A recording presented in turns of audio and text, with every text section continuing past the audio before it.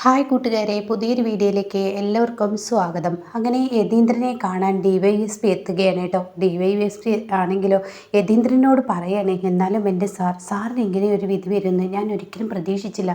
എന്തൊരു ദുർവിധിയാണ് സാറിന് ഇത് വന്നിരിക്കുന്നത്. അത് കേട്ടോടെ തന്നെ യതീന്ദ്രൻ പറയാണ്, അതെ, എനിക്ക് എല്ലാവരും കൂടി എന്നെ ഉൾപ്പെടുത്തണമെന്ന് കരുതി കഴിഞ്ഞാൽ പിന്നെ അതിൽ നിന്ന് രക്ഷപ്പെടാൻ നമുക്കാർക്കും കഴിയില്ലല്ലോ. അത് കേൾക്കുന്നതിനോടുകൂടി എന്തായാലും ഇത് വല്ലാത്തൊരു വിധി തന്നെ.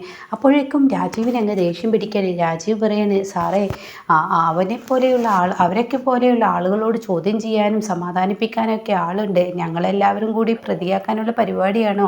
അത് കേൾക്കുന്നതിനോടുകൂടി DYSP കണ്ട് ദേഷ്യം പിടിക്കുകയാണ്. എന്താണോ തനിക്കറിയേണ്ടത്? ആരെയാണ് തനിക്കറിയേണ്ടത്? എന്താ താൻ വിചാരിച്ചിരിക്കുന്ന എന്നെക്കുറിച്ച്? അവനെ ഇങ്ങനെ ഇറക്കിക്കൊണ്ടുപോടോ എന്ന് DYSP രാജീവിനെ പറയുമ്പോൾ കോൺസ്റ്റബിൾ ചെന്ന് ഇറക്കിക്കൊണ്ടുവരുന്നു കേട്ടോ. അപ്പോഴേക്കും, സാറേ, ഞാൻ പറഞ്ഞതിൽ എന്താ തെറ്റ്? അവനും ഇയാളും ഞങ്ങളും ഒരേ തെറ്റാണ് ചെയ്തത്. പക്ഷേ ഇയാൾ പുറത്തും ഞങ്ങളകത്തും ഞങ്ങളെപ്പോലെയുള്ള പാവങ്ങളെയൊക്കെ കുറ്റക്കാരാക്കി ഇനിയിപ്പോൾ ഇയാളെ രക്ഷിച്ചു കൊണ്ടുപോകാനുള്ള പരിപാടിയാണോ എന്ന് പറഞ്ഞത് തനിക്ക് ഓർമ്മയുള്ളൂ. കാരണം നോക്കി ഒന്നങ്ങ് കൊടുത്തിട്ട്, ഏടോ താൻ എന്താടോ വിചാരിച്ചിരിക്കുന്നത്? ഞാനെന്താ പൊട്ടനാണെന്നാണ് വിചാരിച്ചിരിക്കുന്നത്?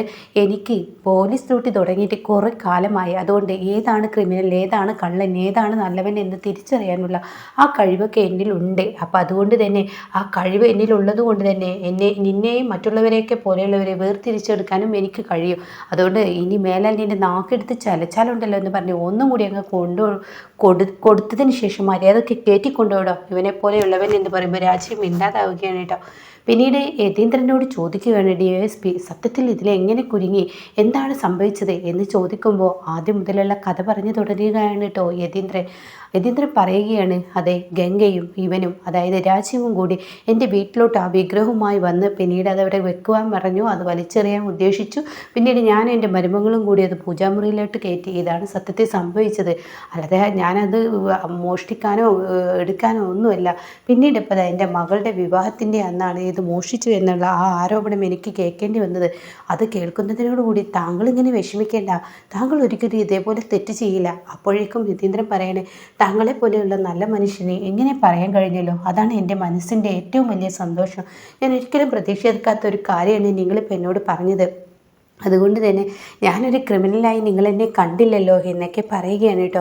ഈ സമയം നന്ദിനിയാണ് കാണിക്കുന്നത്. നന്ദിനി പൊട്ടിക്കരയാണ്. എന്നാലും ഞാൻ കാരണമല്ലേ സ്വന്തം മകളുടെ വിവാഹത്തിൻ്റെ അന്ന്, ഈ നിശ്ചയത്തിൻ്റെ അന്ന് ഇങ്ങനെ യതീന്ദ്ര സാറിന് പോകേണ്ടി വന്നത്.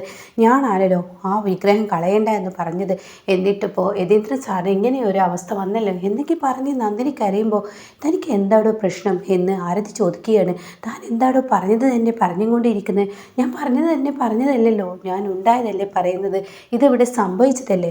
എന്ത് സംഭവിച്ചു എന്ന വിവേക് അപ്പോഴേക്കും, എന്ത് സംഭവിച്ചു? ഇവിടെ ഒന്നും തന്നെ സംഭവിച്ചില്ല. നീ ഇവിടെ വിഗ്രഹം വെക്കാൻ പറഞ്ഞില്ലെങ്കിൽ അതെടുത്ത് വലിച്ചെറിയും. ഈ വീടിൻ്റെ ഉള്ളിൽ തന്നെ ആയിരിക്കും വലിച്ചെറിയാൻ പോകുന്നത്. പറമ്പിലോ തെരുവിലോ ഒന്നുമില്ലല്ലോ. പറമ്പിൽ കൊണ്ടുപോയിടും. പറമ്പിൽ കൊണ്ടുപോയിട്ടാലും അകത്ത് വെച്ചാലും ഒരുപോലെ തന്നെ. പിന്നീട് ഇത് തന്നെ ആയിരിക്കും വരിക. ഇത് തടയാൻ കഴിയില്ല എന്ന് പറയുമ്പോൾ, എന്നാലും അങ്ങനെയല്ല, എല്ലാവരും പറഞ്ഞതുപോലെ തന്നെ ഞാനാണിത് തെറ്റ് ചെയ്തത്. അപ്പോഴേക്കും ആരതിയുടെയും വിവേകിൻ്റെയൊക്കെ മുന്നിലോട്ട് ഹരിത കയറി വരികയാണ് കേട്ടോ. എന്താ സംശയം? വേലക്കാരി ചെയ്ത തെറ്റ് തന്നെയാണ്. സ്വന്തം മകളുടെ വിവാഹത്തിൻ്റെ അന്ന് ഇങ്ങനെ ഒരു ഇതുണ്ടായത്. എന്താ അതിലൊരു സംശയം? താൻ തന്നെയാണ് ഇവിടെ പ്രതി. സത്യം പറയടി, നീ ആ ഗംഗയുമായിട്ടുള്ള കൂട്ടുകെട്ടല്ലടി. നീ ഗംഗയും നീയും കൂടി ചേർന്ന് ഇവിടുത്തെ മനുഷ്യനെ യഥാർത്ഥത്തിൽ നീ ജയിലിലാക്കിയതല്ലേ യതീന്ദ്രനങ്ങളെ. അത് കേട്ട ഉടനെ ആരതി പറയാണ്, നീ കുറേ നേരമായി കിടന്നല്ലോ ഇങ്ങനെ ചിലക്കുന്നത്. ഞാൻ വന്നത് മുതൽ നീ എന്നെ അപമാനിക്കാൻ കുറേ നോക്കി. എന്നോട് വായിൽ തോന്നിയത് വിളിച്ചു പറഞ്ഞു. എന്തിനാ നീ ഇങ്ങനെ കിടന്ന് ചിലക്കുന്നത് എന്ന് ആരതി പറയുമ്പോൾ, ഓഹോ, നിനക്ക് നാക്ക് പൊങ്ങിത്തുടങ്ങിയോ? അപ്പോൾ നീ എന്നോട് മറുപടി ഒന്നും പറഞ്ഞില്ലല്ലോ. ഇപ്പോൾ നിൻ്റെ ഈ ഭർത്താവിനെ കണ്ടിട്ടാണോ മറുപടി പറയുന്നത്? ഭർത്താവ് ഉണ്ടെന്നുള്ള ബലവീര്യത്തിലാണോ? എന്നാൽ എന്നോട് നീ മറുപടി പറയേണ്ട. ആരുണ്ടെങ്കിലും ഈ ഹരിതയ്ക്ക് അതൊരു പ്രശ്നമേ അല്ല. ഹരിത പറയാനുള്ളത് പറയും, പ്രവർത്തിക്കാനുള്ളത് പറയും.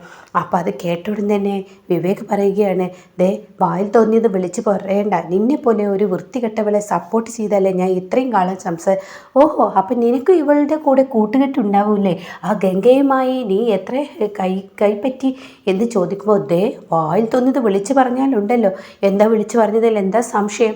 ഞാൻ പറഞ്ഞത് ശരിയല്ലേ? ആ ഗംഗയ്ക്ക് സപ്പോർട്ട് കൊടുത്തത് കൊണ്ടല്ലേ ഈ വീടിനുള്ളിൽ വിഗ്രഹം വെക്കാൻ കഴിഞ്ഞത്. അല്ലാതെ എവിടുന്നോ ഈ മോഷ്ടിച്ച് കൊണ്ടുവരുന്ന ഈ ഒരു വിഗ്രഹം ഇവിടെ ആരും എടുക്കില്ലെന്ന് അവർക്ക് നന്നായി അറിയാം. അപ്പോൾ അവൾ ഇതിന് സപ്പോർട്ട് നൽകി, അതുകൊണ്ട് തന്നെ ഇതിവിടെ അകപ്പെട്ടു എന്ന് പറയാൻ കേട്ടോ. ഇതൊക്കെ കേട്ടിട്ട് സഹിക്കാനാവാതെ വിവേക് പറയുകയാണ്, എൻ്റെ സുഹൃത്ത് എന്നോട് പറഞ്ഞതാണ് നീ ഒരു പിശാചാണെന്ന്. എന്നാൽ ആ സമയം ഞാൻ മനസ്സിലാക്കാതെ പോയത്, നിന്നെ സപ്പോർട്ട് ചെയ്ത് ഞാൻ അവനോട് സംസാരിച്ചു. എന്തോന്നാടാ താനീ പറയുന്നത്? നിൻ്റെ കൂട്ടുകാരൻ സൂര്യ എന്താ മൂക്കിൽ പിടിച്ച് എന്നെ കയറ്റുമോ? അവൻ എന്നെ തല്ലിക്കൊല്ലുമോ? അതോ എൻ്റെ മമ്മിയും ഡാഡിയും അവൻ കൊല്ലുമോ? അവനക്ക് അതിനുള്ളൊക്കെ ധൈര്യമുണ്ടോ? എന്തോടെന്നായി നീ പറയുന്നത്? അത് കേൾക്കുന്ന വിവേക് ദേ എന്ന് പറയുമ്പോൾ ദേ എൻ്റെ നേർക്ക് വിരൽ ചൂണ്ടണ്ട.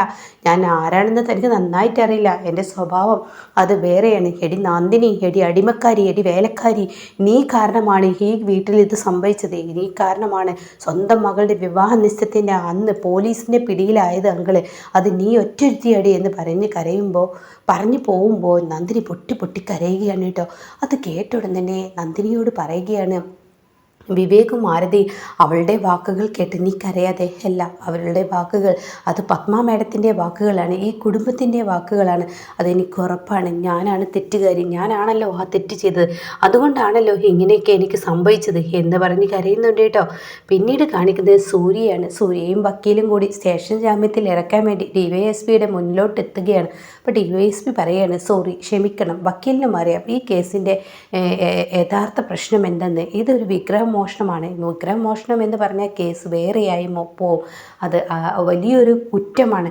അപ്പോൾ അതുകൊണ്ട് തന്നെ അത് സ്റ്റേഷൻ ജാമ്യത്തിൽ ഇറക്കാൻ ആർക്കും സമ്മതിച്ചു കൊടുക്കത്തില്ല. നിങ്ങൾക്ക് കോടതി ജാമ്യത്തിൽ ഇറക്കാൻ പറ്റുമെങ്കിൽ ഇറക്കാം. അത് കേൾക്കുന്ന സൂര്യ പറയണേ, പ്ലീസ്, എൻ്റെ അച്ഛനോട് ഇതുവരെ ആരും മോശമായി സംസാരിച്ചിട്ടില്ല. അദ്ദേഹം ഇതിൽ തെറ്റ് ചെയ്തു എന്ന് ഞാൻ പറയുന്നില്ല. ചില ക്രിമിനലുകൾ ഇതിൽ അദ്ദേഹത്തെ ഉൾപ്പെടുത്തി. പക്ഷേ എങ്കിലും കൂടി ഇത് ഇങ്ങനെയാണ് ഇതിൻ്റെ നിയമം. ഞാൻ എൻ്റെ സീനിയേഴ്സുമായി സംസാരിച്ചപ്പോൾ ജാമ്യം കൊടുക്കരുത് എന്നാണ് എന്നോട് പറഞ്ഞത്. അതുകൊണ്ട് തന്നെ ജാമ്യം കിട്ടത്തില്ല സൂര്യ, പ്ലീസ്, ദയവ് ഇത് വക്കീലിന് പോലും അറിയാം. വേണമെങ്കിൽ താൻ തൻ്റെ അച്ഛനെ പോയി കണ്ടോ, ഒരു വിഷമവുമില്ല. തൻ്റെ അച്ഛനെ പോയി കണ്ടാൽ ഞങ്ങൾക്ക് യാതൊരു ബുദ്ധിമുട്ടുമില്ല, സമാധാനിപ്പിച്ചോളൂ, അദ്ദേഹത്തിന് ധൈര്യം കൊടുത്തോളൂ, ഒക്കത്തിനും അനുമതിയുണ്ട്. തൻ്റെ അച്ഛൻ ഇവിടെ ഇരിക്കുന്നത് വരെ, നാളെ രാവിലെ ഇവിടെ ഇരിക്കുന്നത് വരെയും തൻ്റെ അച്ഛന് യാതൊരു കുറവും ഒന്നും ഇവിടെ ഉണ്ടാവില്ല. നല്ല സുഖസുന്ദരമായി തന്നെ തൻ്റെ അച്ഛൻ ഇവിടെ ഇരിക്കും സൂര്യ എന്ന് പറഞ്ഞു വിടുകയാണ് കേട്ടോ. പിന്നീട് യതീന്ദ്രൻ്റെ മുന്നിലോട്ട് ചെല്ലുകയാണ്. ആ സമയം ഓഹോ, അച്ഛനെ കൊണ്ടുപോകാൻ വന്ന മകനാണോ എന്നിങ്ങനെ രാജീവ് പറയുകയാണ് കേട്ടോ. അപ്പോൾ ആ വാക്കുകൾ കേൾക്കുമ്പോൾ തന്നെ സൂര്യ മൈൻഡ് ചെയ്യില്ല. അച്ഛാ എന്ന് പറഞ്ഞ് തൻ്റെ അച്ഛനെ പിടിച്ച് കരയുകയാണ്. അച്ഛാ, സ്റ്റേഷൻ ജാമ്യം കിട്ടില്ല, അതെന്നോട് DYSP സൂചിപ്പിച്ചിരുന്നു. അപ്പോൾ അച്ഛൻ നാളെയാണ് അച്ഛന് ജാമ്യം എടുക്കാൻ പറ്റുള്ളൂ, കോടതി ജാമ്യം. അച്ഛാ, എന്നോട് ക്ഷമിക്കണം, ഈ മകൻ തോറ്റുപോയി. ഇല്ല മോനെ, അതൊക്കെ നിൻ്റെ തോന്നലാണ്, തോൽക്കില്ല, ഇത് വെച്ചതാണ്, അവൾ ചതിച്ചതല്ലേ, അതുകൊണ്ട് കുഴപ്പമില്ല മോനെ, ഇങ്ങനെയൊക്കെ ഒരു വിധി വന്നു. എന്തായാലും നിശ്ചയം നല്ല ഭംഗിയായി നീ നടത്തിയില്ലേ? ഓ, അതൊക്കെ നടത്തി. നീ ഇവിടെ ഇങ്ങനെ നിൽക്കാതെ നീ നിൻ്റെ അമ്മയുടെ അരികിലോട്ട് പോ, അവളെ സമാധാനിപ്പിക്കേ. ആ സമയം സൂര്യ പറയണേ, അച്ഛാ ഇല്ല, ഞാൻ വീട്ടിൽ പോയ ഉടൻ തന്നെ ഇങ്ങോട്ടേക്ക് വരും. അച്ഛനെ ഇവിടെ തനിയാക്കി എനിക്ക് പോകാൻ പറ്റില്ല. താൻ എന്തൊക്കെയാണോ ഈ പറയുന്നത്? താൻ ഇവിടെ നിൽക്കേണ്ട, എന്തിനാ നീ ഇവിടെ നിൽക്കുന്നത്? നീ ഇവിടെ നിൽക്കേണ്ട ആവശ്യമില്ല, നീ ഇപ്പോൾ വീട്ടിലോട്ടാണ് പോകേണ്ടത്. കോടതിയിൽ നാളെ ജാമ്യം എടുക്കാനുള്ള കാര്യങ്ങളും എല്ലാം ചെയ്യുക. അച്ഛാ, ഇത് അച്ഛനല്ല തോറ്റത്, ഞാനാണ് തോറ്റത്, എൻ്റെ മുന്നിലാണ് തോൽവി സംഭവിച്ചത്. എൻ്റെ അച്ഛൻ ആരുടെയും മുന്നിൽ തല കുനിക്കുന്നത് എനിക്കിഷ്ടമല്ല. എൻ്റെ അച്ഛൻ എല്ലാവരുടെയും മുന്നിൽ തല കുനിക്കാതെ അഭിമാനത്തോട് കൂടി നിൽക്കുന്ന ആ അച്ഛനെ കാണാനാണ് ഞാൻ ഇഷ്ടപ്പെടുന്നത്. അത് കേൾക്കുന്നതിനോടുകൂടി മോനെ, നീ എന്നെ ഇങ്ങനെയൊക്കെ പറഞ്ഞ് സങ്കടപ്പെടുത്തല്ലേ. കൂടുതൽ നീ എൻ്റെ അടുത്ത് നിന്ന് കഴിഞ്ഞാൽ ഞാനും നീയും കരയും. അതുകൊണ്ട് കുടുംബത്തിൻ്റെ ഉത്തരവാദിത്തങ്ങളെല്ലാം നോക്കേണ്ടത് നീയാണ്. അത് നീ കൈവിട്ട് കളയാതെ തന്നെ എല്ലാ ഉത്തരവാദിത്തങ്ങളും നീ നോക്കുക, ബാക്കിയുള്ളതൊക്കെ ചെയ്യുക. എന്നിപ്പോൾ ഞാൻ ഇതുപോലെ ഉണ്ടാകുമെന്ന് വരില്ല. ഇന്നിപ്പോൾ ഈ കോടതിയിലും അതുപോലെ തന്നെ പോലീസ് സ്റ്റേഷനിലും വന്നെങ്കിൽ നാളെ ഞാൻ ഈ ഭൂമിയിൽ നിന്ന് പറയുമ്പോഴേക്കും സൂര്യ തൻ്റെ അച്ഛൻ്റെ വാ പിടിച്ച് പൊത്തുകയാണ് കേട്ടോ. എങ്ങനെയുള്ള അസഭ്യ വാക്കുകൾ പറയാതെ അച്ഛാ, അത് കേട്ട് നിൽക്കാൻ എന്നെക്കൊണ്ട് കഴിയില്ല എന്ന് പറയണേ. എന്നാൽ മോന് പോകാൻ നോക്കിയെന്ന് പറയണേ. പിന്നീട് പത്മയും മക്കളും കൂടി ഇരിക്കുകയാണ്. ആ സമയം പത്മ പൊട്ടിക്കരയാണ്. അത് കണ്ടിട്ട് ഹരിത പറയണേ, എന്തിനാ ആൻറ്റി ഇങ്ങനെ കരയുന്നത്? നമുക്ക് വേണമെങ്കിൽ പോലീസ് സ്റ്റേഷനിലോട്ട് പോവാം. അവിടെ പോയി അങ്കിളിനെ കണ്ട ആൻറ്റിക്ക് സമാധാനം കിട്ടില്ലേ? അത് കേൾക്കുന്നതിനോടുകൂടി ഇല്ല, അദ്ദേഹത്തെ പോയി കാണാൻ എനിക്ക് കഴിയില്ല. പത്മ എല്ലാവരെയും ഒന്നടക്കി ഭരിക്കുന്ന ഒരാളായിരിക്കുമെന്ന് നിങ്ങൾക്ക് തോന്നുന്നുണ്ടാവും. എല്ലാ കാര്യങ്ങളും അങ്ങനെ തന്നെ. യതീന്ദ്രൻ എൻ്റെ മുന്നിൽ പൂച്ചയെ പോലെ നിൽക്കുന്ന യതി എൻ്റെ മുന്നിൽ പൂച്ച പോലെ നിൽക്കുന്നതും നിങ്ങൾക്കറിയായിരിക്കും. പക്ഷേ ഞങ്ങൾ തമ്മിൽ വിവാഹം കഴിഞ്ഞ അന്നേ നാൾ ഇന്നേ വരെ എന്ത് ചർച്ച നിങ്ങളുടെ മുന്നിലോട്ട് എത്തുമ്പോഴും ഞാനും യതിയും കൂടി സംസാരിക്കും. അവിടുന്ന് എന്നിങ്ങ് പറയാൻ കേട്ടോ. അപ്പം ഇങ്ങനെയൊക്കെയുള്ളൊരു എപ്പിസോഡാണ് ഇപ്പോൾ വന്നിരിക്കുന്നത്.